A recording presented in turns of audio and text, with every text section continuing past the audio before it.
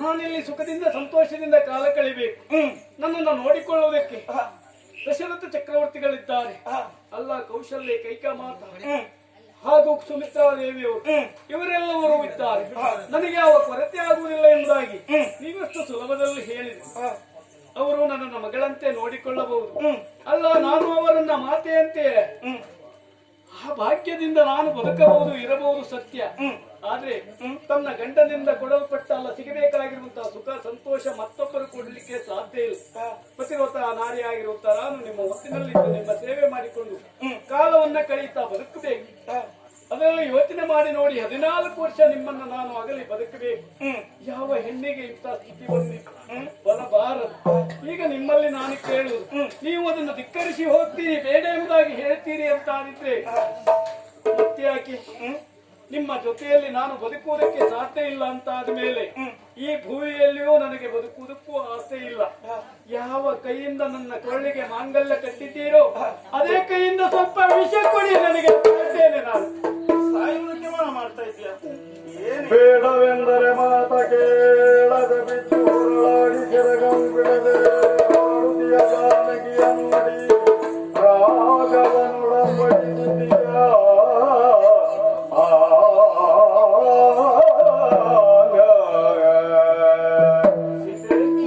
ಏನೇ ಹೇಳಿದ್ರು ಕೇಳುವ ವ್ಯವಧಾನ ಇಲ್ಲ. ಅಗ್ನಿ ಸಾಕ್ಷಿಯಾಗಿ ನನ್ನ ಕತ್ತಿಗೆ ಮಾಂಗಲ್ಯವನ್ನು ಕಟ್ಟಿದ್ದೀರಿ, ಸಪ್ತಪತಿಯನ್ನು ತುಳಿದಿದ್ದೀರಿ. ಆದ್ರೆ ಈ ಸಮಯದಲ್ಲಿ ಕಾಡಿಗೆ ಬೇಡ ಅಂತ ಹೇಳಿದ್ಯಾಕೆ ಗೊತ್ತಿದ್ಯಾ? ಅಲ್ಲಿ ಪ್ರಾಣಿಗಳು, ದುಷ್ಟ ಪ್ರಾಣಿಗಳು ಇರ್ತದೆ. ಅಷ್ಟು ಮಾತ್ರ ಅಲ್ಲ, ಅರಮನೆಯಲ್ಲಿ ಸುಖ ನೆಮ್ಮದಿಯಿಂದ ನೀನು ಕಾಲವನ್ನು ಕಳೆದವಳು ಕಾಡಿಗೆ ಬಂದಾಗ ಕಲ್ಲು ಮುಳ್ಳು ಚುಚ್ಚಿ ಕಾಲಿನಲ್ಲಿ ನೆತ್ತರ ಸೋರುವುದಿಲ್ವಾ? ಆದ್ರಿಂದ ನಾನು ನೆಮ್ಮದಿಯಿಂದ ಇರುವ ಕೇವಲ ಗಂಡನಿಂದ ಸಿಗಬೇಕಾದಂತ ಸುಖಕ್ಕೊಂದೇ ಆಶಿಸುವುದಿಲ್ಲ. ಗಂಡ ಪಡುವಂತ ಕಷ್ಟದಲ್ಲೂ ಹೆಣ್ಣಾದವಳು ಪಾಲ್ಗೊಳ್ಬೇಕು. ಅದೇ ಸಾಧರ್ಮಿಣಿ ಸತಿಧರ್ಮ ಅಲ್ವೇ ಸ್ವಾಮಿ? ಅಲ್ಲಿ ಎಂತ ಕಷ್ಟ ಬಂದ್ರು ನಾನು ಎದುರಿಸ್ತೇನೆ, ಧೈರ್ಯ ಉಂಟು ನನಗೆ. ನಾನು ನಿಮ್ಮ ಜೊತೆಯಲ್ಲಿ ಬರ್ತೇನೆ.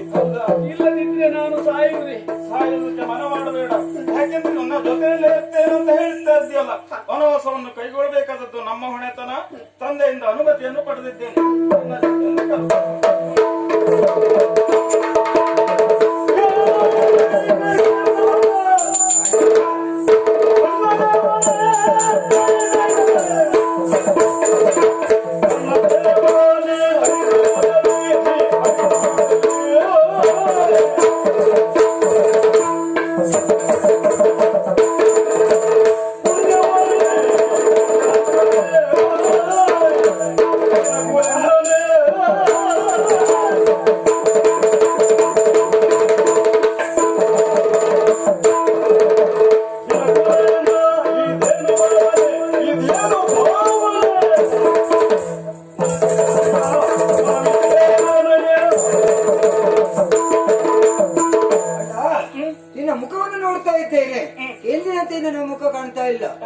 ಬಸವಳಿದು ಹೋಗಿದೆ. ಯಾಕಂದ್ರೆ ಈ ರೀತಿಯಲ್ಲಿ ವರ್ತನೆ ಮಾಡ್ತಾ ಇದ್ದೀಯ? ಏನು ವಿಚಾರ ನನಗೆ ಗೊತ್ತಾಗ್ತಾ ಇಲ್ಲ. ವಿಷಯ ಗೊತ್ತಿಲ್ವಾ? ವಿಚಾರ ಗೊತ್ತಾಗ್ಲಿಲ್ಲ. ವಿಷಯ ಮತ್ತೇನು ಅಲ್ಲ, ಈಗ ನಾವೇನು ಹೊರಟು ನಿಂತಿದ್ದೇವೆ. ಯಾಕಂದ್ರೆ ಇಲ್ಲಿನ ಪಟ್ಟಾಭಿಷೇಕ ನನಗ್ ಮಾಡ್ಬೇಕಂದ್ರೆ ನನ್ನ ತಂದೆಯವರು ಯೋಚನೆ ಮಾಡಿದ್ರೆ ನಿಜ. ಆದ್ರೆ ಕೈಕಾಮಾತೆ ಆಡಿದ ಮಾತೇನು? ಏನು? ಪಟ್ಟಾಭಿಷೇಕ ನಿನ್ನಗೆ ಸಲ್ಲದು ರಾಮ. ಯಾಕಂದ್ರೆ ಭರತನಿಗೆ ಇಲ್ಲಿನ ಪಟ್ಟವನ್ನು ಕಟ್ಟಬೇಕು, ನೀನು 14 ವರ್ಷ ವನವಾಸವನ್ನು ಕೈಗೊಳ್ಳಬೇಕಂತ ತಾಯಿ ಹೇಳಿದ್ರು. ತಾಯಿಯ ಆಸೆ ಅಂತೆ ನಾವೀಗ ವನವಾಸಕ್ಕೆ ಸಿದ್ಧರಾಗ.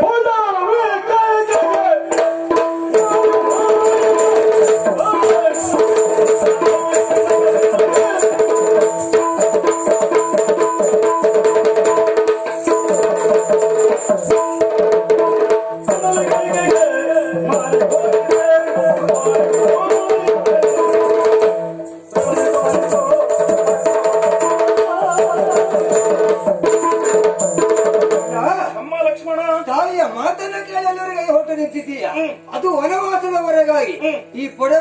ಹೌದು, ಈ ರಾಜ್ಯ ಎಂಬುದು ನನ್ನ ತಾಯಿಯಾಗಿರುವಂತ ಚಿಕ್ಕಮ್ಮನಿಗೆ ಮಾರಿರುವುದೇ. ಯಾಕೆ ಚಿಂತೆಯನ್ನು ಮಾಡ್ತಾ ಇದ್ದೀಯ? ಅವಳ ಮಾತನ್ನ ಬಿಡು, ಇಲ್ಲಿನ ಪುಟ್ಟವನ್ನ ಏರು, ಮುಂದೆ ಏನಾಗ್ತದೆ ನಾನು ಹೇಳ್ಕೊಡ್ತೇನೆ.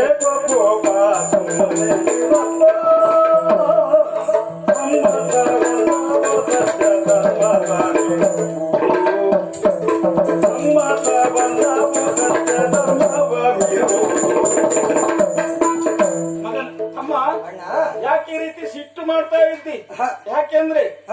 ತಾಯಿ ಆಡಿದ ಮಾತನ್ನು ಈಡೇರಿಸಬೇಕೆನ್ನುವ ಹಂಬಲದಿಂದ ಹೊರಟಾಗ ಹ. ಕ್ರೋಧಾವಿಷ್ಟನಾಗಿ ಹೌದಾ? ತಾಯಿ ಏನೇ ಹೇಳಲಿ ಹ. ನೀನು ಇಲ್ಲಿನ ಅಧಿಕಾರವನ್ನು ಸ್ವೀಕರಿಸುವಂತ ಹೇಳ್ತಾ ಇದ್ದೀಯಲ್ಲ. ಇಲ್ಲಿನ ರಾಜ್ಯ ಎಂಬುದು ನನ್ನ ಚಿಕ್ಕಮ್ಮನಿಗೆ ಮಾರಿರುವುದಲ್ಲ. ಅವಳ ಮಾತನ್ನ ಬಿಡು, ಇಲ್ಲಿನ ಪಟ್ಟವನ್ನು ನೀ ಏರು. ಹೌದಾ? ಹ. ತಂದೆ ತಾಯಿಯವರ ಆಸೆಯನ್ನು ಈಡೇರಿಸಬೇಕಾದದ್ದು ನನ್ನ ಹೊಣೆತನ. ಹ. ಪಿತೃವಾಕ್ಯ ಪರಿಪಾಲನೆಗಾಗಿ ವನವಾಸವನ್ನು ಗೈದುಕ್ಕೆ ನಾನು ಸಿದ್ಧನಾಗಿದ್ದೇನೆ. ನೀನು ಸಿಟ್ಟು ಮಾಡಿಕೊಳ್ಳುವುದಲ್ಲ. ತಾಯಿಯಿಂದ ಅನುಮತಿಯನ್ನು ಪಡೆದಿದ್ದೇನೆ, ತಂದೆಯಿಂದಲೂ ಅನುಮತಿಯನ್ನು ಪಡೆದಿದ್ದೇನೆ. ನೀನು ಇಲ್ಲೇ ಇದ್ದು ಕಾಲವನ್ನು ಕಳೆ, ನಾವು ಹೋಗ್ತೇವೆ. ನನ್ನದೊಂದು ಮಾತಿದೆ, ಏನು? ಹೊರಟು ನಿಂತವ ನೀನು. ನಾನು ಹೇಳಿದರೆ ಏನು ಹೇಳಿದ್ರು ಕೇಳುವಂತ ವ್ಯವಧಾನದಲ್ಲಿ ನೀನಿಲ್ಲ. ಇಲ್ಲವೇ ಇಲ್ಲ. ತಾಯಿಯ ಮಾತನ್ನು ಈಡೇರಿಸುವ ಸಲುವಾಗಿ ಹೊರಟವ ನೀನು. ಹಾಗಾಗಿ ಸೀತೆ ಹಾಗೂ ನೀವು ಒಟ್ಟಾಗಿ ಹೋಗ್ತಾ ಇದ್ದೀರಾ. ಹಾಗಾಗಿ ನನ್ನದೊಂದು ಮಾತನ್ನು ಪ್ರೀತಿಯಿಂದ ಆಲಿಸಬೇಕು. ಏನು? ದರೆಯ ಭಾರವನ್ನು ಇಳಿಸುವ ಸಲುವಾಗಿ ಇಲ್ಲಿವರೆಗಾಗಿ ಬಂದವ ನೀನು ಅಂತ ಹೇಳಿ ನಾನು ಭಾವಿಸಿಕೊಂಡವ. ಹಾಗಾಗಿ ನೀನು ಎಲ್ಲಿರ್ತೀಯೋ ನಾನೇ ಅಲ್ಲಿ ಇರ್ಬೇಕೆಂಬ ಆಸೆಯನ್ನು ಪಟ್ಟವ ನಾನು. ಕೊನೆಯವರೆಗೂ ನಾನು ಅಂತ ಆಸೆಯನ್ನು ಪಟ್ಟಿದ್ದೇನೆ. ಹಾಗಾಗಿ ನಿನ್ನೊಟ್ಟಿಗೆ ನಾನು ಬರುವುದಕ್ಕೂ ಸಿದ್ಧನಾಗಿದ್ದೇನೆ. ನನ್ನನ್ನು ಬಿಟ್ಟು ಹೋಗಬೇಡ ಅಂತ ಹೇಳಿ ನಿನ್ನಲ್ಲಿ ಕೇಳಿಕೊಳ್ತಾ ಇದ್ದೇನೆ. ಲಕ್ಷ್ಮಣ, ಅಣ್ಣ ಎದ್ದೆ. ಯಾಕೆಂದ್ರೆ ಅಣ್ಣನ ಜೊತೆಯಲ್ಲಿ ಸದಾಕಾಲ ನಾನು ಕಾಲವನ್ನು ಕಳೆಯಬೇಕೆನ್ನುವುದು ನಿನ್ನ ಆಸೆ ಅಲ್ವಾ? ಹೌದಣ್ಣ. ನಿನ್ನ ಆಸೆ ಆಕಾಂಕ್ಷೆಗಳನ್ನು ಈಡೇರಿಸುವುದಕ್ಕೆ ನಾನು ಸಿದ್ಧನಾಗಿದ್ದೇನೆ. ಯಾಕೆಂದ್ರೆ ಅರಮನೆಯಲ್ಲೇ ಇದ್ದು ಕಾಲವನ್ನು ಕಳೆದೆ ಅಂತ ಹೇಳಿದ್ರು ನೀನು ಕೇಳುವುದಿಲ್ಲ. ನಾನು ಕೇಳುವ ಸದಾಕಾಲ ನನ್ನ ಜೊತೆಯಲ್ಲೇ ಇರ್ಬೇಕಂತ ಆಸೆ ಇದ್ರೆ ನಿನ್ನ ಆಸೆಗೆ ಬಂಜೆ ತರುವುದಿಲ್ಲ. ನನ್ನೊಂದಿಗೆ ಬರುವುದಿಲ್ಲ.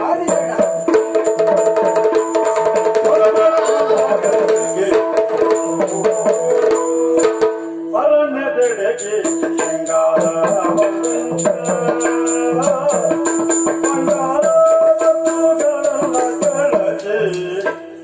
ಬೇರೆ ಬೇರೆಯವರಿಗೆ ನಾರೋ ಸಂಗ ಕೈಗೆಯೋ ಏನಮ್ಮ? ಎಲ್ಲಿ ಕಾಡಿಗೆ ಹೊರಟದ ಮಾವನ ಮನೆಗೆ ಹೊರಟದ ಮೂರು ಜನ. ಅಲ್ಲ, ನೀವೇ ಹೇಳಿದ್ರಲ್ಲ ಕಾಡಿಗೆ ಹೋಗ್ಬೇಕಂತ. ರಾಮ, ತಿಳಿದವನಿಗಾಗಿ ನಿನಗೂ ಬುದ್ಧಿ ಇಲ್ಲವೇನು? ಏನಾಯ್ತು? ಈಗ ಇಲ್ಲಿಂದ ಯಾವುದೂ ಬೇಡ ಅಂತ ಕಾಡಿಗೆ ಹೊರಟವರು ಹೇಗಿರ್ಬೇಕು? ಹೇಗೆ? ಈ ರೀತಿ ಮೈತುಂಬ ಆಭರಣವನ್ನು ಧರಿಸಿಕೊಂಡು ಶೃಂಗಾರವರಿಕರಾಗಿ ಕಾಡಿಗೆ ಹೋಗುದಲ್ಲ, ನಿರಾಭರಣೆಯಾಗಿ ಕಾಡಿಗೆ ಹೋಗ್ಬೇಕು. ಮತ್ತೆ ಕಾಡಿಗೆ ಹೋಗುದು ಯಾವುದಕ್ಕೆ, ಯಾವ ಉದ್ದೇಶಕ್ಕೆ ಅಲ್ವಾ? ಎಂತ ನಿನಗೆ ಮತ್ತೆ ಪ್ರತ್ಯೇಕ ಹೇಳ್ಬೇಕಾ? ಆಭರಣ ಹಾಕೊಂಡು ಹೋಗಲಿಕ್ಕೆ ನಿಮ್ಮ ಅಪ್ಪನ ಮನೆ ಇದು. ನಿಮಗ್ ಬೇಕಾದದ್ದು ನಾನು ಕೊಡ್ತೇನೆ. ಇದನ್ನೆಲ್ಲ ತೆಗೆದಿಟ್ಟು ಅದನ್ನೇ ಧರಿಸ್ಕೊಂಡು ಹೋಗ್ಬೇಕು. ಮೊದ್ಲು ಇವಳು ಸೀತೆ ಕಾಡಿಗೆ ಹೋಗುವವರಿಗೆಲ್ಲ ಇಷ್ಟಿಟ್ಟೊಳ್ಳೆ ಸೀರೆ ಬೈ. ಇದು ನಿನಗೆ ಕಾಡಿಗೆ ಹೋಗುವಳಿಗೆ ಇದು ಬಿಳಿ ಸೀರೆ. ಈ ಸೀರೆ ಬಿಚ್ಚಿಟ್ಟು ಈ ಆಭರಣವೆಲ್ಲ ಬಿಚ್ಚಿಟ್ಟು ಹೋಗ್ತಾ ಇರು.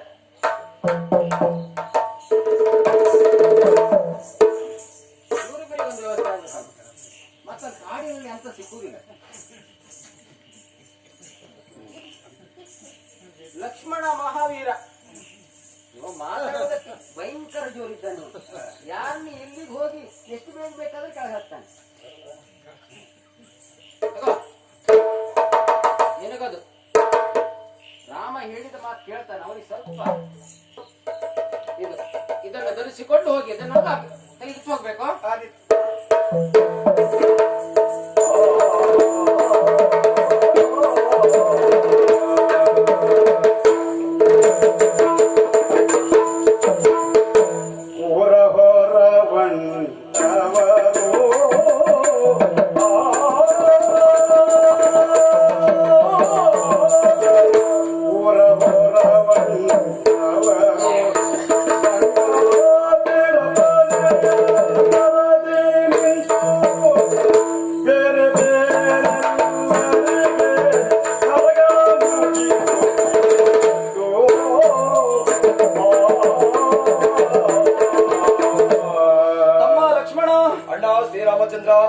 ನಮ್ಮ ಅಪ್ಪನ ಆಸೆಯಂತೆ ಅವರ ಮಾತನ್ನು ಈಡೇರಿಸಬೇಕು ಎನ್ನುವ ಕಾರಣದಿಂದಾಗಿ ಅವರಿಂದ ಅಪ್ಪಣೆಯನ್ನು ಪಡೆದು ನಾವು ಮೂವರು ಹೊರಟವರಿದ್ದೇವೆ. ಹೌದು. ನೋಡಿದೆಯಾ ನಮ್ಮ ಜೀವನ ಹೇಗಾಯಿತು? ಕಾಲ ಮರೆಸದ ನೋವಿಲ್ಲ, ಕಾಲ ಕಲಿಸದ ಪಾಠವಿಲ್ಲ. ಸರಿ. ಹಾಗೆ ನಮ್ಮ ಜೀವನ ಅನ್ನುವುದು ಹೇಗುಂಟು? ಒಂದು ನದಿ ಇದ್ದ ಹಾಗುಂಟು ಅಲ್ವಾ? ಕಾಲ ಎಂಬ ದಂಡೆಯ ನಡುವೆ ಹೋಗಬೇಕು ಬಿಟ್ರೆ ಅದನ್ನು ಉತ್ತರಿಸಿತ್ತು ಅಂತಾದ್ರೆ ಏನು ಬೇಕಾದ್ರೂ ಆಗಬಹುದು. ಸರಿ. ಹಾಗೆಯೇ ನಾವು ಏನು ಮಾಡಬೇಕು, ಯಾವ ರೀತಿ ನಡೆದುಕೊಳ್ಳಬೇಕು ಎನ್ನುವುದನ್ನು ನಾವು ತಿಳಿದುಕೊಂಡೆವು ಅಂತಾದ್ರೆ ನಮ್ಮ ಜೀವನ ಎನ್ನುವುದು ಸುಖಮಯವಾಗಿ ಸಾಗುವುದಕ್ಕೆ ಸಾಧ್ಯ ಉಂಟು. ಸರಿ. ಹಾಗೆ ನಾವೇ ಮುಂದೆ ಬರುತ್ತಾ ಎಲ್ಲರೂ ನಮ್ಮನ್ನು ಹಿಂಬಾಲಿಸಿ ಬರುತ್ತಾ ಇದ್ದಾರೆ. ಅಯೋಧ್ಯೆಯ ಅನೇಕ ಜನರು ಇಲ್ಲಿ ಬರ್ತಾ ಇದ್ದಾರೆ. ಹೌದು. ಅಷ್ಟೇ ಅಲ್ಲದೆ ಇನ್ನು ಮುಂದೆ ಹೋಗಬೇಕು ನಾವು. ಸರಿ. ಬೇಡ ಅಂತ ಹೇಳಿದ್ರು ಕೇಳುವುದಿಲ್ಲ. ನಮ್ಮ ಜೊತೆಯಲ್ಲಿ ನನ್ನ ಮಡದಿಯಾದ ಸೀತೆಯು ಜೊತೆಯಲ್ಲೇ ಇದ್ದವಳಿದ್ದಾಳೆ. ಸರಿ ಅಲ್ವಾ?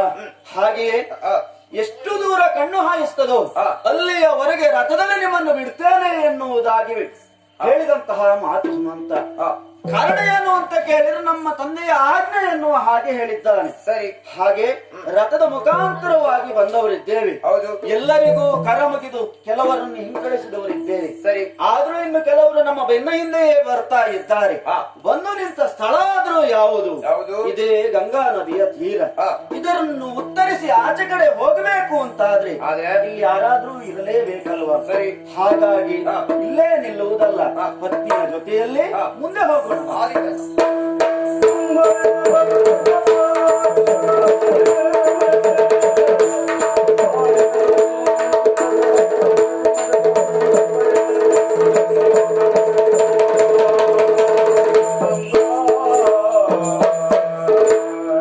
ಲಕ್ಷ್ಮಣ, ಹೀಗೆ ಮುಂದೆ ಬಂದಿದ್ದೇವೆ. ಸರಿ. ನಾವು ಕೇಳಿ ತಿಳಿದಿದ್ದೇನೆ. ಏನು? ಶೃಂಗಬೇರಾಪುರದಲ್ಲಿ ನಮ್ಮ ತಂದೆಗೆ ಆತ್ಮೀಯನು ಹತ್ತಿರದವನು ಆದವನಿದ್ದಾನಂತೆ ಗುಹ. ಈ ನದಿ ದಾಟಬೇಕು ಅಂತ ಆದ್ರೆ ಅವನ ಸಹಾಯವೂ ಬೇಕಾಗ್ತದೆ ಅಗತ್ಯವಾಗಿ, ಅಲ್ವಾ? ಹಾಗೆ ಸಂಜೆ ಆಗ್ತಾ ಬರ್ತಾ ಉಂಟು. ಸ್ವಲ್ಪ ಕಾಲ ಅಲ್ಲಿ ಉಳಿದು ನಂತರದಲ್ಲಿ ಹೋಗ್ಬೇಕಂತೆ ಅಲ್ವಾ? ಬಾ, ಹೇಗೆ ಮುಂದುವರೆದು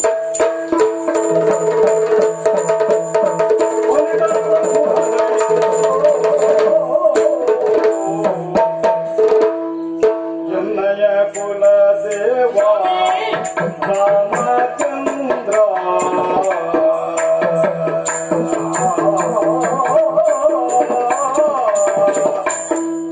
ಎನ್ನಯ ಕುಲ ರಾಮಚಂದ್ರ ಪಾದವನ್ನು ಕಂಡು ಧನ್ಯನಾದೆ.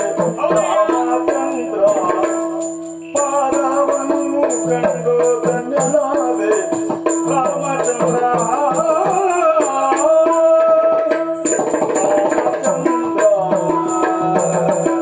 ನಮೋ ನಮಃ. ಶುಭವಾಗಲಿ. ರಾಮಚಂದ್ರ ದೇವರಿಗೆ ನಮೋ ನಮಃ. ನಿಮ್ಮ ಈವರೆಗೂ ಪ್ರಣಾಮಗಳು. ಯಾವುದೋ ಆಲೋಚನೆಯಲ್ಲಿ ನಾನಿರುವಂತಹ ಸಂದರ್ಭ, ಬರುವ ವ್ಯಕ್ತಿಗಳು ಯಾರು ಅಂತ ಆಲೋಚನೆ ಮಾಡ್ತಾ ಇದ್ದೆ. ಹಾಗಾದ್ರೆ ಹತ್ತಿರಕ್ಕೆ ಬಂದಾಗ ನನಗೆ ಪರಿಚಯವಾಯಿತು. ಬೇರೆ ಯಾರು ಅಲ್ಲ, ನನ್ನ ಕುಲದೇವರಾಗಿರುವಂತಹ ಶ್ರೀರಾಮಚಂದ್ರನೇ ಬರ್ತಾ ಇದ್ದಾನೆ ಎನ್ನುವುದು ಸ್ಪಷ್ಟವಾಯಿತು. ಯಾಕೆನ್ನುವುದಿದ್ರೆ ಪರಿಚಯ ಇತ್ತೀಚಿನ ದಿನದಲ್ಲಿ ಕಡಿಮೆ ಆಯಿತು. ರಥದ ಸಾರಥಿಯಾಗಿ ನಿಮ್ಮ ತಂದೆಯವರಿಗೆ ಆಗಿದ್ದ ವ್ಯಕ್ತಿ ನಾನು, ಆತ್ಮನೂ ಆಗಿದ್ದವನು. ನಿಜವಾಗ್ಲು ಶೃಂಗಬೇರಪುರದಲ್ಲಿ ನೀನಿರು, ಬದಲಿಗೆ ನನ್ನ ವ್ಯವಸ್ಥೆ ಮಾಡಿಕೊಳ್ತೇನೆ ಅಂತ ನಿನ್ನ ತಂದೆಯವರೇ ನನಗೆ ಈ ಪ್ರದೇಶದಲ್ಲಿ ಇರುವುದಕ್ಕೆ ಅವಕಾಶ ಮಾಡಿಕೊಟ್ಟರು. ಹೌದಪ್ಪ. ಸಂತೋಷದಿಂದ ಅವರ ಅಣತಿಯ ಪ್ರಕಾರವಾಗಿ ನಾನಿಲ್ಲಿ ಬಂದಿದ್ದೇನೆ. ನನ್ನದೇ ಆಗಿರುವಂತಹ ಕೃಷಿ ಚಟುವಟಿಕೆಯಲ್ಲಿ ಪಾಲ್ಗೊಂಡು ಹಾಗೂ ಗಂಗಾ ನದಿಯ ತಟಾಕದಲ್ಲಿ ವಾಸವಾಗಿದ್ದೇನೆ. ಹಾಗಾದ್ರೆ ನೀವು ಇಬ್ಬರು ಮಾತ್ರ ಅಲ್ಲ, ನಿಮ್ಮ ಮಡದಿಯಾಗಿರುವ ನನ್ನ ತಾಯಿಯೂ ಕಾಣ್ತಾ ಇದ್ದಾರೆ. ಹಲವಾರು ಮಂದಿ ಎಲ್ಲ ಬರ್ತಾ ಇದ್ದಾರೆ, ಬರುವವರು ಇದ್ದಾರೆ. ಹಾಗಾದ್ರೆ ಯಾಕೆ ಊರು ಬಿಟ್ಟು ಬಂದಿದ್ದೀರಿ? ನಿಮ್ಮ ವಚನಗಳೆಲ್ಲವೂ ಬದಲಾಗಿದೆ. ಅದೆಲ್ಲ ಯಾಕಾಗಿ? ನನ್ನಿಂದ ಏನಾಗಬೇಕು ಸ್ವಾಮಿ, ನೀವೇ ಹೇಳಬೇಕು. ಓ ಗುಹಾ, ಇಲ್ಲಿಯವರೆಗಾಗಿ ಬರುವುದಕ್ಕೂ ಕಾರಣ ಉಂಟು, ಹೀಗಿರುವುದಕ್ಕೂ ಕಾರಣ ಉಂಟು. ನನ್ನ ತಂದೆ ನನ್ನ ತಾಯಿಯ ಆಸೆಯನ್ನು ಪೂರೈಸುವುದಕ್ಕಾಗಿ ವನವಾಸಕ್ಕೆ ಹೋಗಬೇಕು ಎನ್ನುವುದಾಗಿ ಹೇಳಿದವರಿದ್ದಾರೆ. ಹೌದಪ್ಪ. ಈ ವನವಾಸದ ಕಾರಣಕ್ಕಾಗಿ ಇಲ್ಲಿಯವರೆಗೆ ಆಗಿ ನಾವು ಮೂವರು ಬಂದವರು. ಆದ್ರೆ ನನ್ನನ್ನು ನೋಡಿದ ಕ್ಷಣದಲ್ಲಿ ಶರಣ್ಯ ಭಾವದಿಂದ ನನಗೆ ನಮಸ್ಕರಿಸಿಕೊಳ್ಳುತ್ತಾ ಇದ್ದೀಯ. ನನ್ನಲ್ಲಿ ವಿಶೇಷ ವಿಶಿಷ್ಟತೆ ಏನನ್ನು ಕಂಡಿದ್ದೀಯೋ ನನಗೆ ಅರ್ಥವಾಗಲಿಲ್ಲ. ಆದರೂ ನನಗೆ ಶರಣ್ಯ ಭಾವದಿಂದ ನನ್ನನ್ನು ವಂದಿಸ್ತಾ ಇದ್ದೀಯ ಅಂತಾದ್ರೆ ಸಂತೋಷವಾಗುತ್ತಾ ಉಂಟು. ಶರಣಗು ಹೃದಯ ಬಾರಿ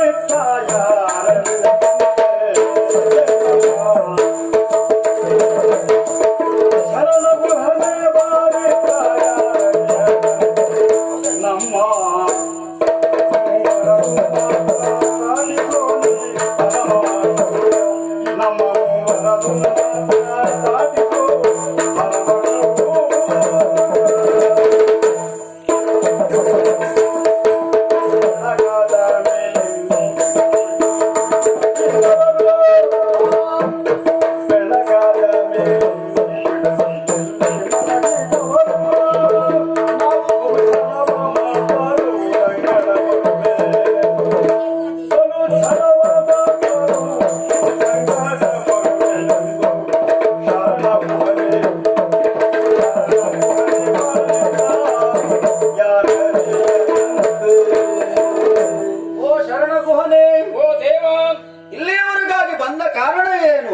ನಮ್ಮನ್ನು ಅದೆಷ್ಟೋ ಮಂದಿ ಹಿಂಬಾಲಿಸಿಕೊಂಡು ಬರ್ತಾ ಇದ್ದಾರೆ. ನಿಜ. ನೀನಿಲ್ಲದ ಮೇಲೆ ನಾವು ಆ ನಾಡಿನಲ್ಲಿ ಇರುವುದಿಲ್ಲ ಎನ್ನುವ ಹಾಗೆ ನಾವು ಅವರ ಜೊತೆಯಲ್ಲಿ ಮುಂದೆ ಕಾಡನ್ನು ಸೇರಿದೆವು ಅಂತ ಆದ್ರೆ ಆ ಕಾಡೆನ್ನುವುದು ನಾಡಾಗ್ತದೆ, ನಾಡೆನ್ನುವುದು ಕಾಡಾಗ್ತದೆ. ಆ ರೀತಿಯಲ್ಲಿ ಆಗಬಾರದು ಎನ್ನುವ ಕಾರಣಕ್ಕಾಗಿ ಇಲ್ಲಿಯವರೆಗಾಗಿ ಬಂದದ್ದು. ಅಷ್ಟೇ ಅಲ್ಲ, ನೋಡಿದೆಯಾ ರಾತ್ರಿಯ ಕಾಲ ಸಂಜೆ ಆಗ್ತಾ ಹಾಗಾಗಿ ಇಲ್ಲಿ ಒಂದು ರಾತ್ರಿ ಉಳಿದು ನಂತರದಲ್ಲಿ ಈ ನದಿಯನ್ನು ಉತ್ತರಿಸಬೇಕಾಗಿದೆ. ನದಿಯನ್ನು ಉತ್ತರಿಸಬೇಕು ಅಂತಾದ್ರೆ ಈಗಲೇ ಅಲ್ಲ, ಅದಕ್ಕೆ ನೀನು ಸಹಾಯವನ್ನು ಮಾಡಬೇಕು. ಸಹಾಯ ಅಂತ ಹೇಳಬಾರದು, ಆಜ್ಞಾಪಿಸಬೇಕು ನನಗೆ. ಯಾಕೆಂದ್ರೆ ದೇವತಾ ವ್ಯಕ್ತಿ ಅಂತ ನಾನು ನಿಮ್ಮನ್ನು ಆರಾಧಿಸ್ತಾ ಇದ್ದೇನೆ. ಹಾಗಿರುವಾಗ ಶರಣನಿಗೆ ಆಜ್ಞಾಪಿಸಬೇಕು ವಿನಃ ನೀವು ಈ ರೀತಿಯಲ್ಲಿ ಭಾವಿಸಬಾರದು, ಕೇಳಬಾರದು. ನನ್ನ ಆದೀತು ಗುಹ.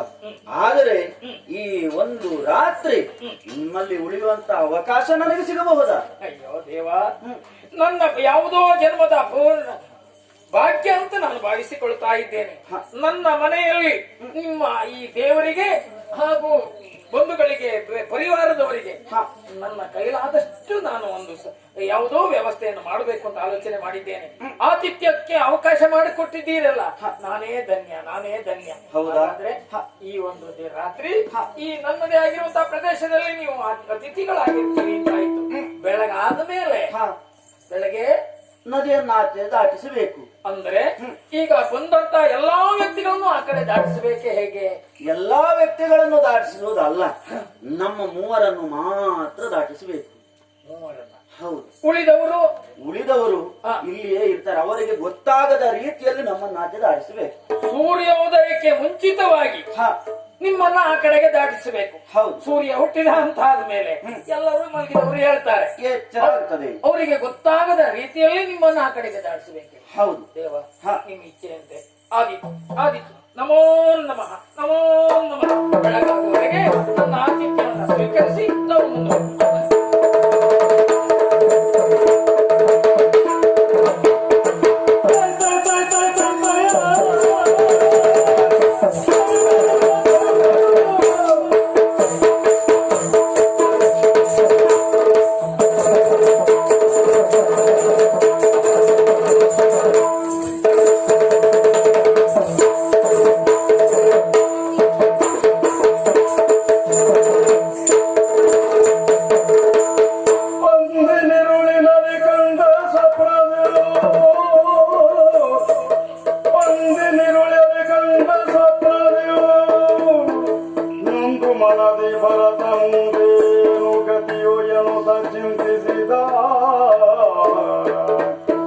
ನೊಂದು ಮನದೇ ಭರತ ಮುಂದೇನು ಗತಿಯೆಂದು ಚಿಂತಿಸಿದ.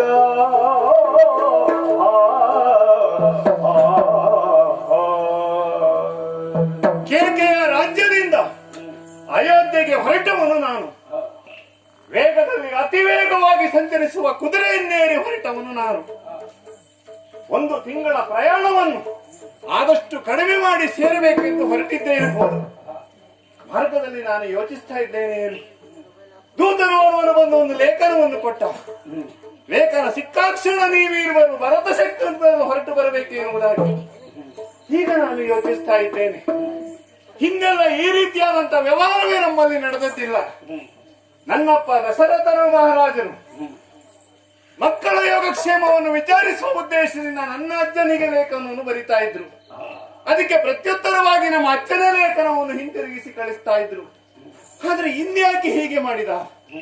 ದೂತ ಬಂದು ನನ್ನಲ್ಲಿ ಲೇಖನವನ್ನು ಕೊಟ್ಟು ಲೇಖನ ಸಿಕ್ಕಾಕ್ಷಣ ನೀವಿರುವರು ಹೊರಟು ಬರಬೇಕು ಎನ್ನುವುದಾಗಿ ಹೇಳಿದ್ನಲ್ಲ. ಆದ್ರೆ ನಿನ್ನೆ ಕಂಡಂತ ಕನಸನ್ನು ನಾನು ಯೋಚಿಸಿದ್ರೆ, ಆರೋಗ್ಯವಂತ ವ್ಯಕ್ತಿಯು ಸಾತ್ವಿಕ ಆಹಾರಗಳನ್ನು ಸೇವಿಸಿ ಎಷ್ಟು ಬೇಕೋ ಅಷ್ಟು ನಿದ್ರೆ ಮಾಡುವಂತ ಸಾಮರ್ಥ್ಯ ಅವನಿಗುಂಟು ಅಂತ ಆದ್ರೆ, ಬೆಳಗಿನ 4ನೇ ಜಾವದಲ್ಲಿ ಏನಾದ್ರೂ ಕನಸು ಬಿತ್ತು ಅಂತ ಆದ್ರೆ ಆ ಸ್ವಪ್ನ ನಿಜವಾಗ್ತದೆ ಅಂತ ನಮ್ಮ ಗುರುಗಳು ಹೇಳಿದಂತ ಮಾತು. ಆದ್ರೆ ನಾನು ಕಂಡ ದೃಶ್ಯ ಏನು? ಅಯೋಧ್ಯೆಯ ಧ್ವಜ ಮುರಿದು ಬಿದ್ದಂತ ದೃಶ್ಯವನ್ನು ಕಂಡೆ ನಾನು. ಅದು ಸ್ವಪ್ನದಲ್ಲಿ ಪಟ್ಟದಾನೆ ಮರಳಿ ಮಣ್ಣಿನಲ್ಲಿ ಬಿದ್ದು ಹೊರಳುವ ದೃಶ್ಯವನ್ನು ಕಂಡವನು ನಾನು. ಪ್ರಜೆಗಳೆಲ್ಲ ದುಃಖದಿಂದಿರುವಂತಹ ದೃಶ್ಯವನ್ನು ನಾನು ಕಂಡೆ. ಯಾಕೆ ಏನು ಅಂತ ಗೊತ್ತಾಗಲಿಲ್ಲ ನನ್ನ ಪಾಲಿಗೆ. ವಸಿಷ್ಠರು ಬರೆದಂತ ಲೇಖನ, ಇಲ್ಲಿಯವರೆಗೆ ನನ್ನ ತಂದೆಯೇ ಲೇಖನವನ್ನು ಬರೀತಾ ಇದ್ರು. ಆದ್ರೆ ಇಂದು ನನ್ನ ವಸಿಷ್ಠರು ಬರೆದಿದ್ದಾರೆ ಅಂತಾದ್ರೆ ಏನೋ ಒಂದು ವಿಶೇಷ ಅಲ್ಲಿರಬೇಕು. ತಡ ಮಾಡುವುದಲ್ಲ, ಏರಿದಂತ ಕುದುರೆಯನ್ನೇರಿ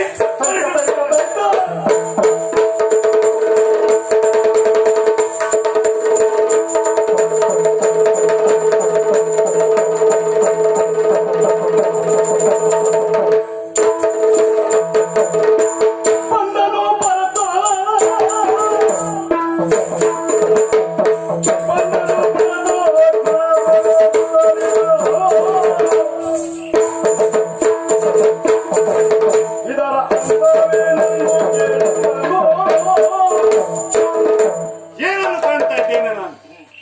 ಅಯೋಧ್ಯೆಯ ಪುರವನ್ನು ಪ್ರವೇಶಿಸುವನು ನಾನು ಬಂದಾಕ್ಷಣದಲ್ಲಿ ದ್ವಾರಪಾಲಕ ಮಾಡಬೇಕಾದಂತ ಕೆಲಸ ಏನು? ನನ್ನನ್ನು ನೋಡಿದಾಗ ಕರ ಮುಗಿದು ನಮಸ್ಕರಿಸುವವನು ಅವನು. ನನ್ನನ್ನು ನೋಡಿದಾಕ್ಷಣ ದಿಟ್ಟಿಸಿ ನನ್ನನ್ನು ನೋಡ್ತಾ ಇದ್ದಾನೆ. ಅಷ್ಟೇ ಅಲ್ಲ, ಅಯೋಧ್ಯೆ ಪುರವನ್ನು ಪ್ರವೇಶಿಸಿದೆ ನಾನು. ನೋಡಿದ್ರ ನಾನು ಬರುವ ದೃಶ್ಯವನ್ನು ಕಂಡಾಕ್ಷಣ ನನ್ನ ಮುಖವೇ ನೋಡಬಾರು ಎನ್ನುವುದ ಹಾಗೆ ಇಲ್ಲಿಯ ಜನರು ಮನೆಯ ಬಾಗಿಲನ್ನು ಮುಚ್ಚುತ್ತಾ ಇದ್ದಾರೆ. ಹೀಗಿರ್ತಿತ್ತು ನಮ್ಮ ಅಯೋಧ್ಯೆ. ಎಲ್ಲೆಲ್ಲಿ ನೋಡಿದರೂ ಸಹ ರಂಗೋಲಿಗಳೇ ಬಿಡಿಸ್ತಾ ಇದ್ದವರು. ಎಲ್ಲಿಯೂ ಸಹ ರಂಗೋಲಿ ಇಲ್ಲ. ಪ್ರಜೆಗಳ